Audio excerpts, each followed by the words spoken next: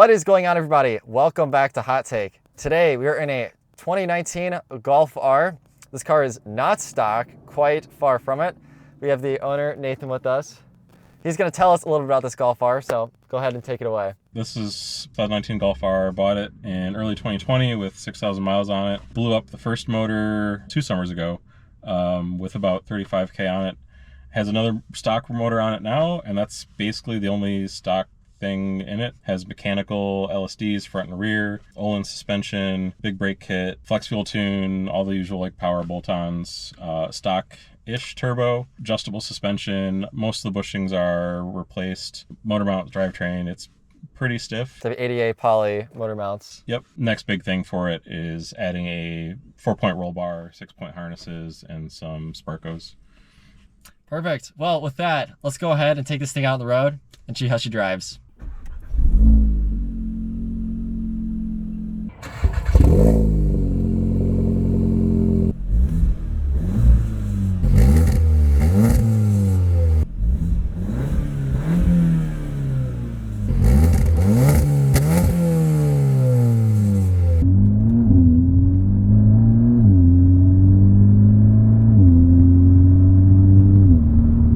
Shifts are immediate.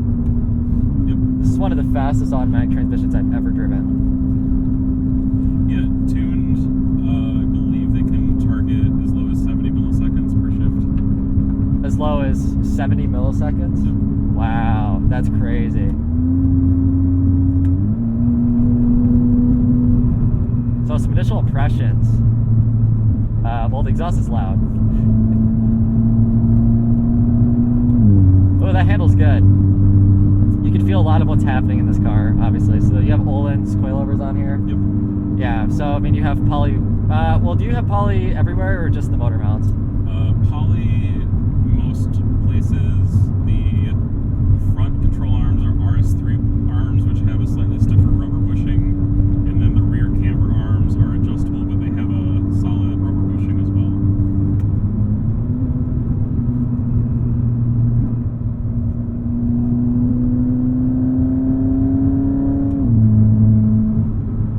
Position's really weird. I feel like the steering wheel doesn't go any more up than it is now.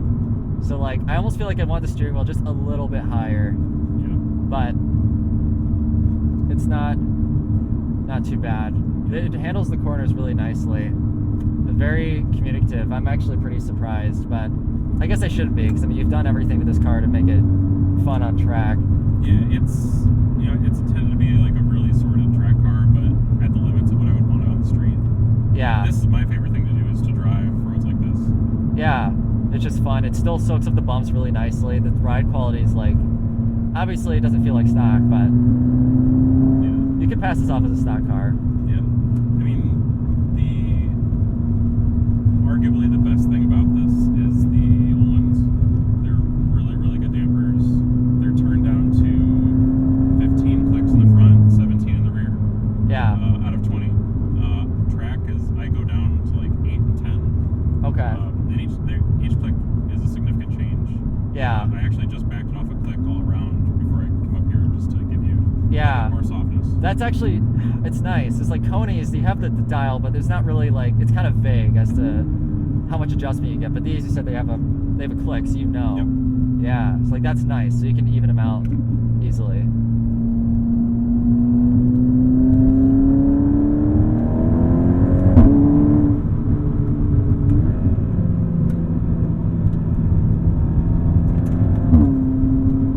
Don't appreciate that gravel. Shifts are quick. It's fast.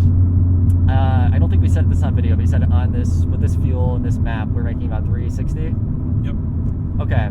360 horsepower. What do these make stock? Around 300. Okay, so that's a healthy bump. Yeah. What? I'm on my 7th turbo. Oh God. I've only blown up 2. The last one blew up doing 28 psi, and had it at like 23 or 24 at redline, and we're down to like 18 or 19 at redline now, and peaking no more than 24. So yeah. I'm trying to also build this reliability. So we're taking on a lot of power, trying to take out weight.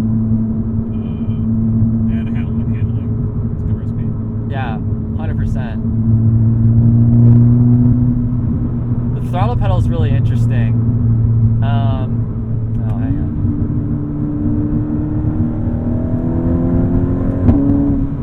Yeah, how's the pedal feel? Oh, those brakes feel great. The throttle pedal's interesting. So it doesn't feel really linear. I feel like there's a point almost where when I push it down a little more, it starts building boost quicker, if that makes sense. Like it's not linear. Yep. Almost like have you ever driven like a mid-2000s BMW? Yeah, used to one. Okay, yeah, perfect. So I know exactly. Yeah, it has that weird. Yeah, it's like nothing, all. Like that's kind of. It's not quite as bad as that, but I noticed a little bit of that. So I'm guessing. Yep. That's with the map. I mean, for better or worse, there's not a lot of like street drivability put into this tune. Yeah, it's still not bad at all though. Yeah, it's good enough. The shifts, particularly like in the automatic mode, are not ideal. I drive like this most of the time though, so it doesn't really bother me. Yeah, who cares? As far as fuel goes, it has the low pressure fuel pump out of an RS3, and it has port injection added, which was something that European cars got, just with very tiny injectors. Yeah. But it's nice. It's all totally in the ECU. You can throw on a stock, well, not a stock, but another Bosch injector that's much larger and add as much fuel as you want. Yeah. Just one of the really nice things about this platform is that fuel is not the problem. Fuel is not the problem. Nope. Fuel's an annoying problem to have. Yeah, especially most direct injected motors, you hit limits, and adding more injection at the point is not ideal. Yeah.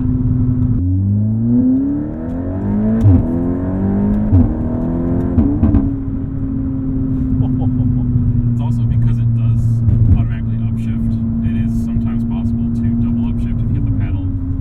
Oh, is that what just happened? Probably. That's what it sounded like. That's awesome. Right? For an automatic, it's pretty fun. No, you're right about the gearing. 1 and 2 is so close together. Yep. It doesn't even bring you to 60, but like it's perfect for the street. You want to scare your passenger? Oh, you do a 1, 2, you're not even at highway speeds. You have so much fun with this car and like not break the law. That's awesome. I love it.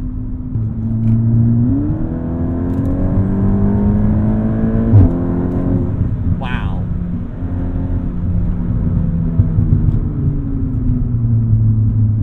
Let's get into the brakes. Oh, I don't know if we mentioned the brakes on this car. Oh, yeah, they're 4-piston Brembos off of a Mark II TTRS with Mark 6 Golf R rotors in front and then blanks on the rear. Yeah. And then street pads testing out for a local company. Yeah. Oh, they feel amazing. Those pads too, they're good bite. Yep. Even when, like, I guess I'd call them cold at this point because they're not. Yeah, they're not warmed up. Yeah, that's great. And I just changed over to Endless RF650, which is the Porsche Cup car stock fluid. It's what they use in allegedly some of the Formula 1 cars. Yeah, allegedly. I feel like that has done more for the pedal feel than anything besides the calipers. Yeah. Problem is it's $40 a bottle and it takes 3 bottles to flush it. So. Oh, yeah. And I had adds up quickly. I had a caliper leak last time I had them rebuilt, and I dropped about $80 of brake fluid on the floor. That sucks. That's actually terrible. Yep. But the guy that rebuilt them was a stand-up guy and reimbursed me for some of that. So. It's like, sorry for your brake fluid loss.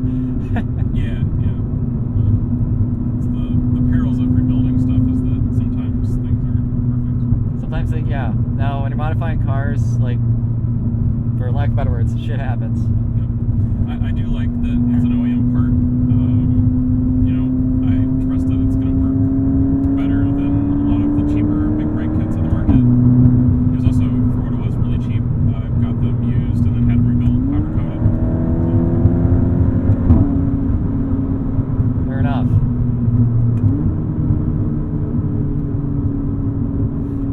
It also has brake ducts off of an RS3. Another really good OEM part that I've seen people test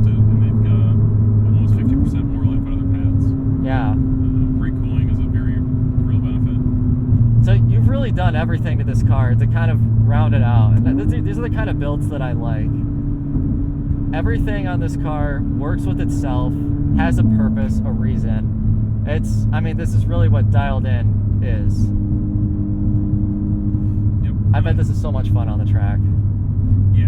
And quick. It has taken a while to figure out, what it needed. Everyone always said, "Oh, you need more camber," and that's true. You just need more camber. Yeah. As much camber as you can get.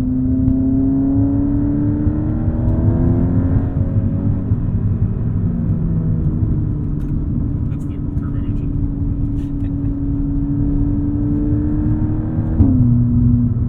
I love that one. Yep. This car is, you know exactly where it is. But like that, it's very sharp. The steering doesn't have a lot of feel. No, it's electronic. Yeah. It's, no new steering is that great, unfortunately. Yeah, but the suspension. Unless you're in, horse territory. Of course, yeah.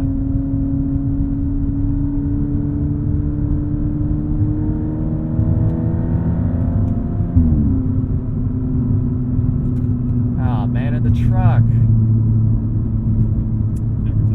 Every time.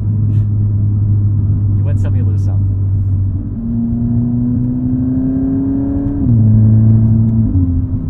How smooth the transmission is still kind of blows me away. Because it's fast and smooth. Usually you equate speed of a transmission to jerkiness, but not in this car.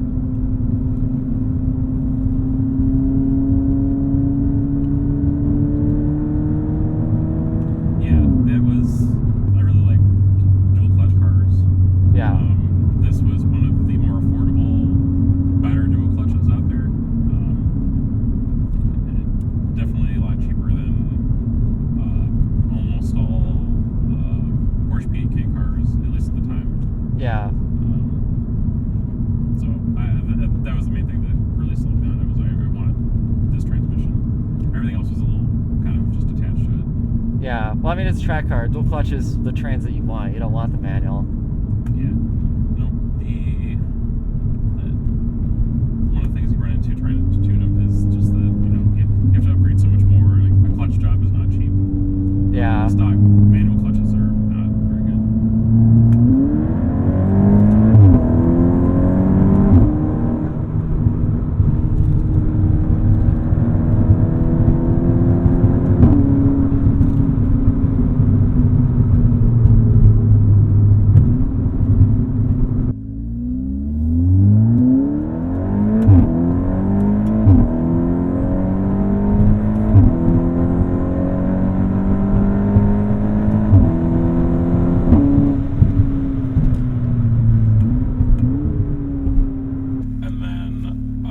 Until it says launch control engaged and you're at the RPM you want, and then let go of the brake.